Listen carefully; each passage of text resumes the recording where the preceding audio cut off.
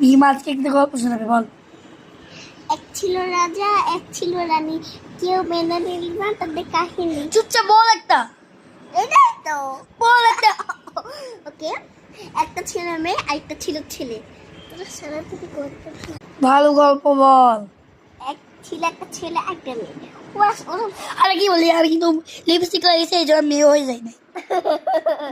একটা ছিল ছেলে একটা ছিল মেয়ে, তাই সে হলো ভালো গল্প বল, আমি কেটে দিব আপলোড করবো। ওকে।